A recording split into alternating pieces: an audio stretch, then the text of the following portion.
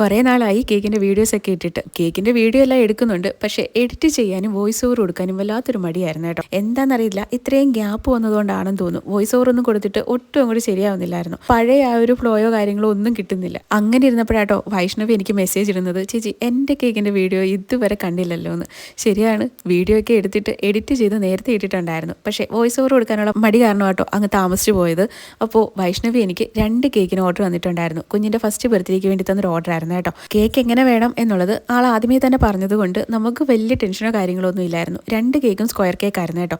ഒരെണ്ണം വീട്ടിൽ കട്ട് ചെയ്യാനും ഒരു കേക്ക് സ്പെഷ്യൽ കേക്കാണ്. അത് പത്തനാപുരം ഗാന്ധി ഭവനിൽ കൊണ്ടുപോയി കട്ട് ചെയ്യാനുള്ള കേക്കായിരുന്നു കേട്ടോ. അപ്പോൾ ഗാന്ധി ഭവനിൽ കട്ട് ചെയ്യാനുള്ള കേക്കാണ് ഞാൻ ഇപ്പോൾ ചെയ്തുകൊണ്ടിരിക്കുന്നത്. വലിയ ഡെക്കറേഷനോ കാര്യങ്ങളോ ഒന്നും ചെയ്തിട്ടുണ്ടായിരുന്നില്ല.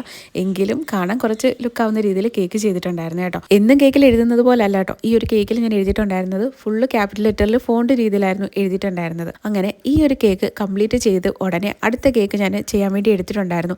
അത് ചെയ്തുകൊണ്ടിരുന്നപ്പോഴാട്ടോ എനിക്ക് പണി കിട്ടിയത്. ഇപ്പോൾ തന്നെ കറണ്ട് പോയിട്ടുണ്ടായിരുന്നു. അപ്പോൾ ലൈറ്റോ കാര്യങ്ങളോ ഒന്നും ഉണ്ടായിരുന്നില്ല. അതുകൊണ്ട് എനിക്കിതിൻ്റെ ഫുൾ വീഡിയോ എടുക്കാൻ പറ്റിയിട്ടുണ്ടായിരുന്നില്ല കേട്ടോ. കേക്ക് ചെയ്ത് ഫൈനൽ ലുക്ക് ആയപ്പോഴത്തേന് കറണ്ട് വന്നിട്ടുണ്ടായിരുന്നു. അതുകൊണ്ട് ഫൈനൽ ലുക്കിൻ്റെ കുറച്ച് വേർഷൻ മാത്രം എടുക്കാൻ പറ്റി. അങ്ങനെ 2 കേക്കും കംപ്ലീറ്റ് ചെയ്ത് രാവിലെ തന്നെ ഡെലിവറി ചെയ്തിട്ടുണ്ടായിരുന്നു കേട്ടോ. ഗാന്ധി ഭവനിൽ കേക്ക് കട്ടിയുന്നതിൻ്റെ വിഷലും കൂടെ ഞാൻ ഇതിനൊപ്പം ആഡ് ചെയ്യാം കേട്ടോ.